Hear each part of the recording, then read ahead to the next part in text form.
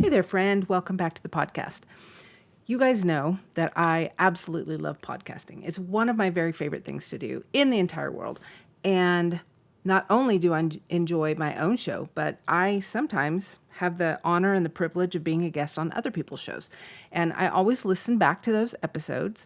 And I was listening to one that I did with my friend Tracy Hoth on her podcast, The Organized Coach, just a few weeks ago. And y'all, running the risk of this sounding very prideful and haughty, which I don't mean it that way in the least. It was so rich. It was, I think, one of the best interview conversations that I've had. Just the questions that she was asking and the conversation that came up in the midst of us just kind of flowing with it, that I actually sent her a message and I said, "Hey, have you ever considered letting someone else air your podcast episode on their own podcast?" And she so graciously said yes. So today, I want to give you what I hope you will find as refreshing and fruitful as I did when I listened back to it. My interview with Tracy Hoth on her podcast, The Organized Coach. I will leave the link to that down in the show notes today because you definitely need to have that on your regular listen list. It's always so good, so rich, so full of great information. Tracy Hoth, the Organized Coach podcast. Listen in to my interview with her. Here we go. Truth time. When's the last time you raised your hands for a swift kick in the pants? Well, I'm the no-nonsense type friend who's going to tell you when you have food in your teeth. So let's get right to it. This is your infusion of sacred and secular, calling you higher into who God created you to be, exploring how intimately faith applies to every part of your life, and how you can live that faith every single day in the marketplace. I felt the tension of separation of church and state. I've been one of the few women at a table of men for decades, and I've stood my ground. Are you ready to do the same? These tools, resources, and interviews are meant to do just that. I'm Jan Touchberry, and it's time to share her faith at work. Jan, I'm excited to have you on the podcast, and we are going to talk about organizing your brand and workflows and all the things and retreats too. So welcome to the podcast. Thank you so much for having me, Tracy. These are all my favorite things. So I'm so excited about this conversation with you today. Organization, I think I may have told you prior to hitting record in an email or something, but organization is one of my love languages. So Oh, this is my happy space. I love it. And I love getting other people's perspective too, because I think it helps everyone. Maybe they resonate with something you say too. But let's talk about brand first. I've never talked about this on the podcast. And what is a brand? Like, what are the basic essentials of a brand? And let's talk about two kind of areas. If you're just starting, what do you have to have? And if you're in it and you're like, oh, I think I should redo my logo, or I think I'm ready for the next level, what is included in that? Yeah, that's a great question. So I think that people at some point over, I think probably starting about a decade ago, started to equate brand with logo and colors and style and all the aesthetic things. Hmm. But really, every single person has a personal brand. Everybody, whether you have a business or not, because it really is how you show up in the world. That is your personal brand. Now, some of our personal brands, they turn into a business, but not always. It is just an extension of who you are and how you show up in the world, both in the physical space and in the digital space. Mm. And I like to say that a brand is how you make people feel. It's the story that you're telling as you're moving throughout life and business. It's the promises that you're making. And like I said, every single person has one. The question is it just kind of happening or are you being intentional about your brand? Okay, so that when you're saying that, it gave me a little stress because I'm Oh, like, no. oh, well, not like in a bad way, but just like, Okay. ooh, I better be thinking more about this because I'm like, oh, I can't check off, got a logo, got this, got that. I have to be thinking about like how I'm showing up and you know, that's important. I love the distinction of that. So Yeah. tell me more. Yeah. So it the aesthetic or visual brand is absolutely part of it. Mm. I mean, I'm a creative by nature, and I think so many entrepreneurs, well, we're all creative, right? Because we were created in the image of a creative God. So don't let anybody ever tell you that they're not creative. I think we equate creativity with like art and music and things like that, but everybody's creative in some way. But I think specifically with visual branding, people have equated that with the logo and the colors and hex codes and all the aesthetic things, Right. is not wrong. It's just this much of it. It's such a small piece of it. It's an important piece because colors and logos and fonts and things like that absolutely positively play into how people feel when they come in contact with your brand. So I'm not saying that it's like ancillary, Right. very important part, but it's not the whole. It's not the whole. Does that make sense? Oh, yes. And I Okay. think it's really important. So when I think about creating my brand by how I show up and how I am, are there certain things I can focus on? Like Yeah, top absolutely. few things or what? Sure, sure. So I think that when you are talking about your brand, I like to kind of break it into these kind of smaller categories, right? It's the who. So it's knowing who you are called to serve, so you show up in the right way, knowing what your offer is, how you're created. I like to say, what is the purpose that God's given you for this moment in time to put out into the world? Who are those people that you're called to serve, and how are you going to serve them with an offer or solution or something that you bring into the space? And then you need to know your why. What is the mission behind that? What are the values that you bring into the space?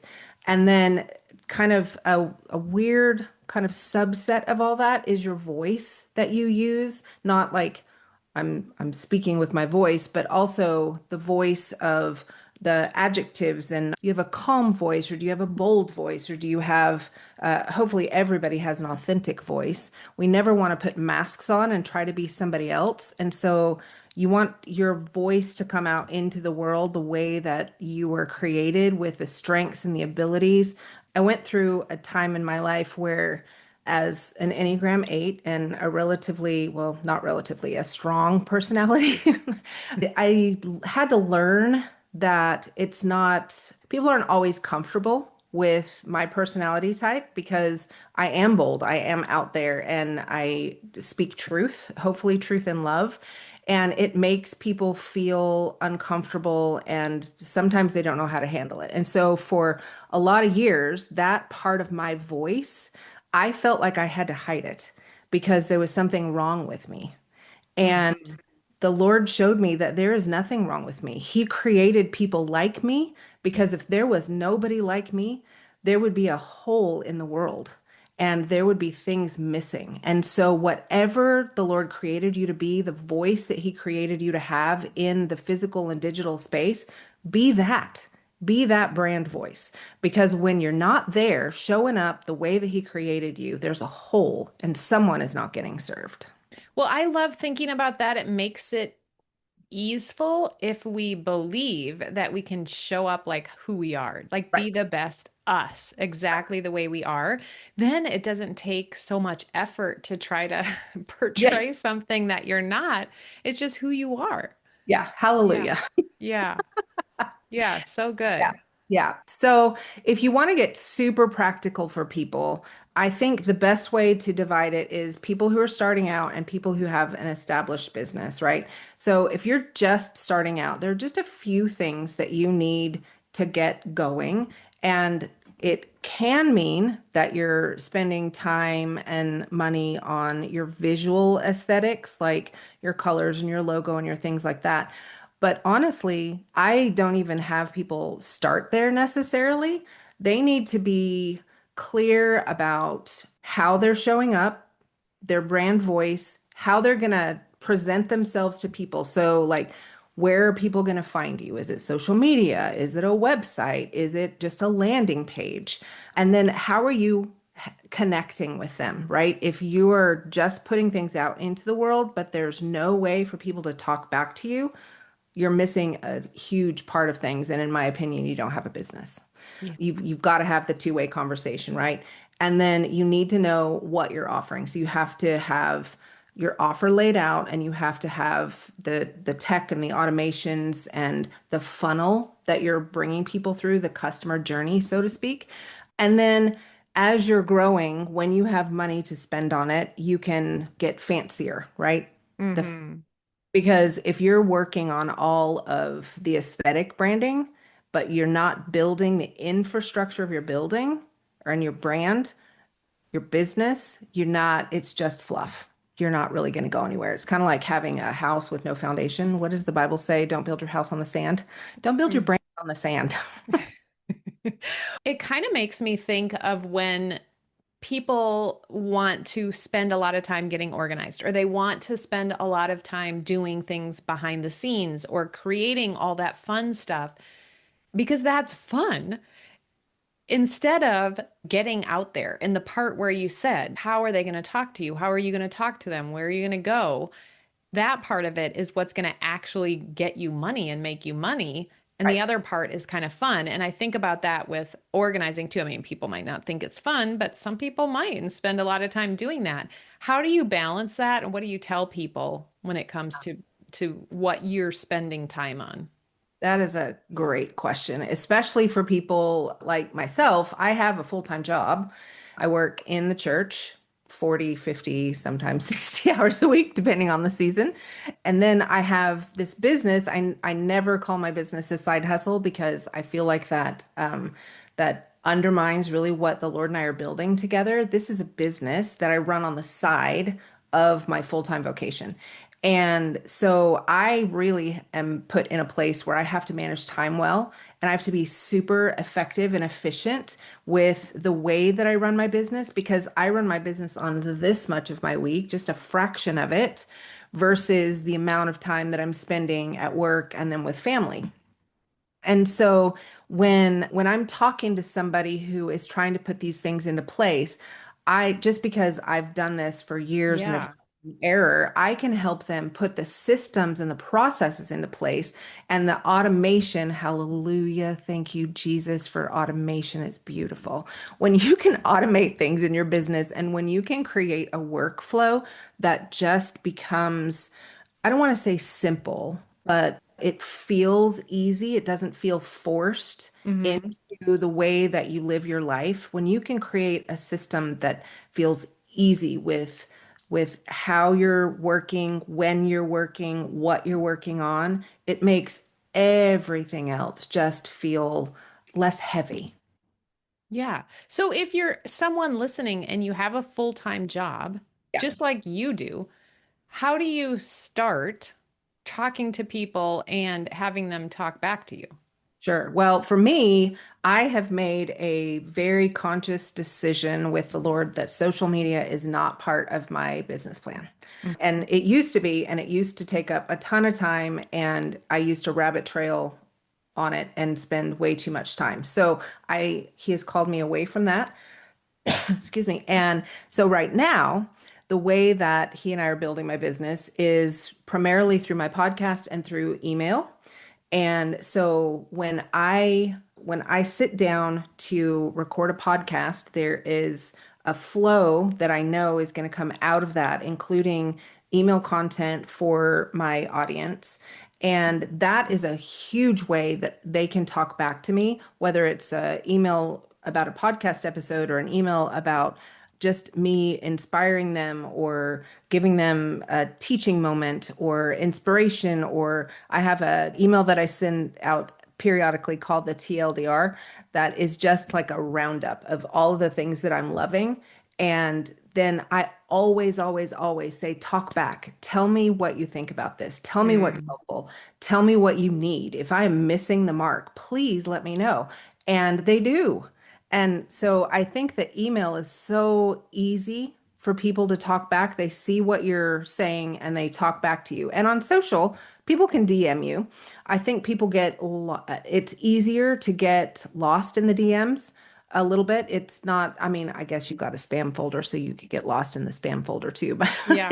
Yeah. DMs, I've got so many different folders. It's like I go into my, I don't even know what they call it, the hidden ones, and then I've got like 72 messages that I like 5 months ago that I just have lost. And so I feel like talking back in a timely manner is also really important. And so when you have workflows that work for you, I think that it just makes it more possible.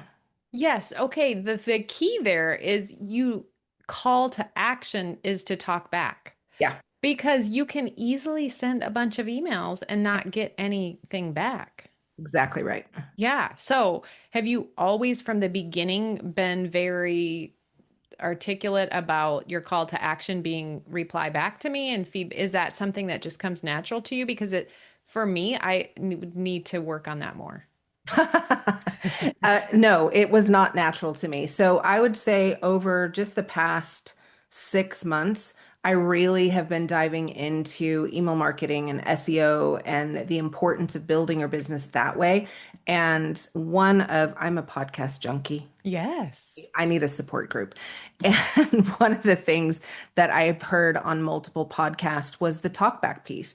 And I think as business owners, it's so easy for us to get into our little blinders on workflow that we Mhm. know what we're trying to put out in the world. We know how we want to do it. So we just put it out, but we never stop to listen to the people that we're trying to serve, and we're underserving them or misserving them in a lot of situations. And so that's been super valuable.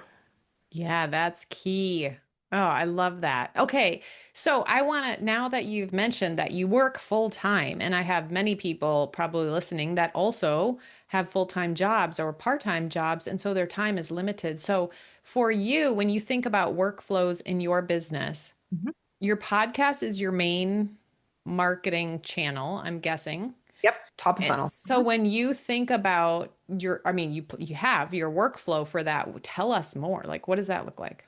Yeah, sure. So my podcast, it's almost 2 years old. It's getting ready to have a birthday. This is very exciting. Yay. And so when I first started, I was not taught any workflow. So everything that I have discovered, it's been through trial and error and a little bit of pain, a lot of shifting. And I think that's important always, right? So when you're trying to come up with a workflow, you can try the things that other people are teaching and things like that, but then you need to tweak to find out what really is going to work for you best in your business and your life and how you run your business and your life.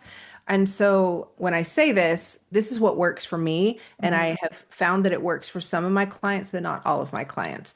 So the not having social media as a driver of humans into my funnel, the podcast became top of funnel for me. I love doing it. So I start always by outlining usually I work in small batches. So I'm a huge fan, as I know you are, of batching things. When you're doing something that's similar, it's so much easier to just stay in the flow, right? So I'll batch the outlines and then I'm a scripter. And so I do a rough script. I don't script everything, but I do like a expanded outline for my Okay. podcast. So I do the rough scripts, and then I'll block out for me because I work at a church. Sunday is a work day for me. So my weekends are Friday and Saturday, which tend to work well because my husband does normal 9 to 5. And so Friday's a work day for him. So I can now take Fridays as one of my main business working days and not feel like I'm taking something Oh, away yeah. relationship. So it just kind of, it works out great for us. And so Friday is a day that I'll do my batch recording for my podcasts. And then once they're recorded, we do the editing. And then from editing, I will take them and they end up in a couple of different formats, right? So I have typical show notes that go inside the podcast platform. Then I have SEO show notes, which are put on a page on my website. And then I turn it into a blog post, which also lives on the website. And then it goes into an email that I try not to like regurgitate what somebody can listen to in the podcast and then they're reading it in an email, they're like, well, I just learned this. Why are you telling me this in an email? And so I take the concept of the podcast Hmm. and turn it into an email, but it's expanded or different in some way. So they feel like they're still getting additional value there. Right. And so the email goes out and that's kind of end of that workflow for the podcast, but the dividends that it brings, not only in people talking back through the email, but the key, in my opinion, is the blog post and the SEO optimized show notes that you put on your website, because those are what Google is picking up. Hmm. And so it's been beautiful. Since I've been doing this, my podcast has grown. I don't even know what the percentage is, but I would say it's well north of 50%, probably closer to 70%.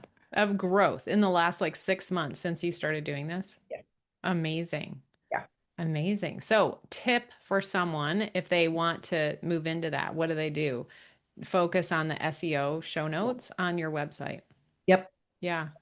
Get people going to your website. And the thing that most people don't realize, I think, SEO is people either love it or hate it, but podcast SEO is very different from website SEO because people are searching for different things in the different spaces. You're not necessarily looking for the same thing in a podcast search bar as you are if you're trying to Google something. And currently, Google does not index podcasts when you're searching Google. I think that's going to change in the next couple of years, but right now you need to be paying attention to both types of SEO for business growth. Yes. Oh, so good. I just had someone message me. He said he searched in ChatGPT about organize your office or something. My podcast came up. So it's in Hallelujah. ChatGPT, it's coming up. Or maybe, I don't know, maybe it was he found my website first. I'm not sure. But then went on a 14-hour road trip and binge listen, got to episode 60 on his road trip. I'm like, That's what? awesome. Like, it's so weird thinking that someone's listening to you. You know what I mean? It's, Yes. but I do that That's all the time awesome. to other people and I love it. It Yeah. makes me so happy and I love them and I listen Yeah. to to what they're teaching me. So it's kind of fun thinking Yeah. about Well, that. the fact that you are showing up in AI searches is fantastic because that's like a third type of SEO. When you go on Google, it says AI overview. If you're ending up in the AI overview of Google or in a ChatGPT search, that's fantastic. Well, exciting. I guess when I started my podcast, I was very specific and I do put SEO optimized blog post below my page for my website of each podcast. Uh-huh. So that probably is all working. That's great though. What about any case studies? I love hearing stories of your clients and what happened. Maybe they had a scattered workflow or unclear brand, and how did you help them? What does that look like? Yeah, I think the one that comes to mind is a more recent client of mine. We met in a business group and she did not have a business. She had a business idea when she Mm. came into my sphere. She knew what she was passionate about, but she really didn't have any clue how to start. She was coming out of the corporate world and the fitness space and moving into something completely different than that. And so she joined my Business Basics collab, and we just started ticking everything off, right? We started with who she was serving, what her offer was, why she wanted to do it. We do a lot of brand voice work, and inside the collab, I have them create a custom GPT as their assistant Yes. so that the GPT understands their brand voice, like really understands their brand voice. We work on this for hours and hours and hours. And I mean, I'm still working on mine, right? It's, they're not, Continual. yes, it's a Yes. continual thing, but Yeah. really helping them hone their brand voice, not only for themselves, but also inside their GPT so that they have somebody who they can bounce ideas off of. And as a business who's just starting out, it's really important to have somebody, they're like a little mini personal coach. And Yeah. so that works really well. So she did all of that.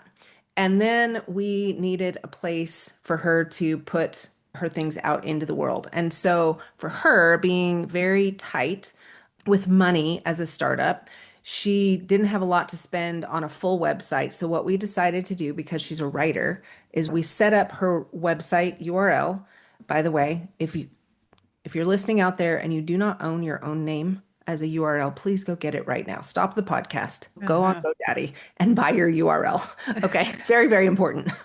And so we connected her domain to what will eventually be her full website, but the only thing we turned on was her blog.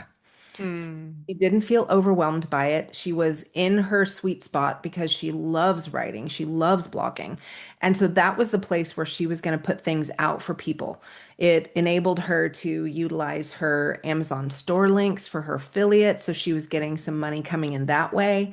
And so scratching the surface, but it didn't feel like she had to, jump in with both feet. It was like she dipped her big toe in. And so we got that going, and then we got her email list going so that she was putting things out, but also asking people to talk back. Yeah. And then you've got to know, in my opinion, not, I know that some people are going to want to, throw up a little bit in their mouth when I say the word data, but you got to know the data because if you don't know the data, you don't know what's working and you don't know what's not working. And so we set up just some base level metrics for her so that she knows when she's moving the needle. And you're not going to see a 70% growth probably overnight. This has been months in the making for me, and it's going to be months in the making for almost everybody. But you can see the line trending upward so that you know that at least you're moving the ball in the right direction, so to speak. That was a lot of different metaphors all at once. But I think you know what I'm saying, right? And so now she is at the place where she's ready to build out more pages on her website and she's moving forward. She's got workshops starting in January. And so because we were able to organize her in a way that felt like she wasn't biting off more than she could chew, but she was also taking messy, organized action into the Yeah. space God was calling her, it's just been a beautiful thing to watch. Yes, messy action. I think that's key for all of us, even at this point, to be taking messy action, to have it in our mind that it's just going to be so beautiful and peaceful and or maybe people don't, but that's what I want. Yeah. Yeah. Well, it's like when you're organizing your closet, which I'm going to do later today. Oh, wow. Coincidence. It's right. You pull everything out, right? And it looks horrible, but at the end of it, it's going to feel so good. But if I never organized my closet, I don't know what's growing in there. I don't know what I have that I need. I don't know what I have that I don't need anymore. I think Mhm. that would be a tip to just go back. We talked a little bit about people who are just starting out, but for people who are listening who've got an established business, they're like, yeah, yeah, I don't need all that. Well, you do need to take an inventory periodically. I personally like to take quarterly inventories. It doesn't have to be deep dives quarterly. I think you do that annually. No matter what stage of business you're in, if you're not constantly evaluating what's working, what's not working, what's broken, that's huge, right? So you have funnels and you change one thing up funnel and then something doesn't work down funnel and you don't even realize it if you're not looking. And so you've got Yes. to be looking at data. You've got to be re-evaluating. Is my website current? Does it need a little bit of revamping? I'm not saying you have to do a total revamp, although I do think that periodically your brand shifts and you need to buy new clothes. Yeah. Oh gosh, I all that stuff I Yeah. want to do, I Yeah. see that. But the thing I'm most excited about, I just booked a trip for almost a week just to be at a place where my plan is to evaluate all of that and think about, because I've been feeling just so overwhelmed with all the places that I'm touching and can be in and the opportunities and all of that. I'm just like, okay, I love how you said I need to do an inventory. I want to and just make a decision again about where I'm going to go next year. Like what am I going to focus on and what do I want to say no to intentionally? It's like I feel like I'm getting a little cluttered and I need to declutter. And so I love the analogy of all of that.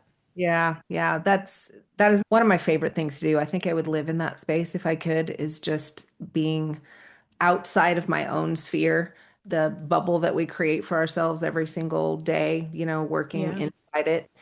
for me, the way that my brain works, the way that my spirit functions best is to periodically get outside of that, exactly like what you're doing, so that I have a clear mind, nothing Mm, distracting me. I don't have to go do laundry or empty the dishwasher, or, yes. whatever else is in your space. And you can really focus on hearing from the Lord what direction He's calling you to in this season of your life and business. And I just think that's amazing. So good for you. Yeah, I heard you say that earlier too, when you were saying something about for right now in this season. Yeah. That I think so important to remember to ask ourselves that because I can think, well, what am I going to do? I need to make this decision for the future. And no, I mean, let's just look at this season. Yeah. Yeah. Okay, Jan, before we go, there is one other thing you do, which is retreat. So tell me more about that. Yeah, it is a passion project of mine, if you will. Funny enough that you mentioned you just booked almost a week to go away and do inventories because that's one of the offers that I have. It's called the Third Space Retreat, and so it's just a space for women to come and get away from the norm and be able to not only hear from the Lord and breathe. I'm a big fan of exhaling. We don't do that enough. But also to just be in the space with other like-minded women, business owners who you can just, sit on the porch and mastermind together if that's what you want to do, or you can be alone in your room. And so it's a really great space. But I also feel like I've been hearing probably for at least the last year. The thing that keeps coming up for people and in podcasts and conversations that I have with not only clients but friends in the space is that they're tired. And it's funny, my pastor was just doing a sermon on the Ten Commandments. And he said, why is it that we have no problem with nine of the commandments and keeping them, but the one about Sabbath rest is like Jesus threw that in because, if you feel like resting, it's, probably a good idea. No, it was a commandment. And Jesus modeled it in his own life. And yet we find it really difficult to do. And most of us don't do. And so in 2026, I will be launching the Soul Rest Retreat, which is an agendaless retreat. The only agenda is for you to disconnect from the world and reconnect with yourself and your creator. And I think it's going to be beautiful and healing and so necessary for people in the world that we live in today. That is so fun. So when are your retreats? And do you Well, have them at the same place all the time, or do you find new place every time? new places. Yep. Okay. New places. It depends on the purpose of the retreat and the size of the retreat. I've done them in the past where they've been as small as 5 people, as many as 50, but the ones for 2026 will be smaller retreats. The third space retreat usually is around 15 to 20 women.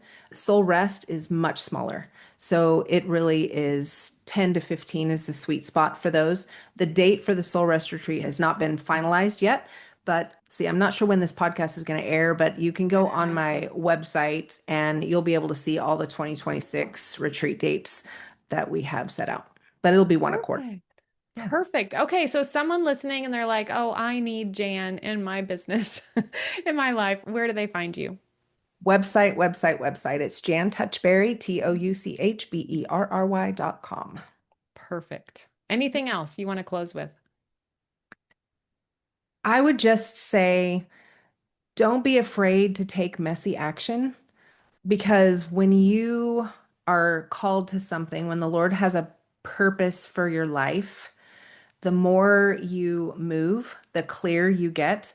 Every time you show up, every time you speak it out loud, every time you do the thing, you're being obedient to your calling, you're being obedient to who you are, and you are filling a space in the world that is not there if you stay silent. Mm, love it. Action leads to clarity, which leads to your purpose. So good. Thank you, Jan, for being here and giving us little nuggets of wisdom the whole way through that we can actually implement and look at and step back from and understand in our business and in our life. So I appreciate you being here. Yeah, thank you so much for having me. It was a pleasure. Thanks for joining me for another episode of Her Faith at Work. If the Lord put someone on your heart that you think needs to hear this message today, will you just smash that share button? And if you haven't already followed the show, I would love for you to do that. Super extra points if you hop over to Apple Podcasts and leave us a review. That helps the algorithm pick us up and drop us right in the AirPods of people that need to hear what the Lord is saying to them today. I hope you'll come back for the next episode of Her Faith at Work. The podcast comes out every Wednesday. And if you look down in the show notes, I've even got a couple of free downloads for you that I think you will really enjoy. With that, have a great week. See you next time.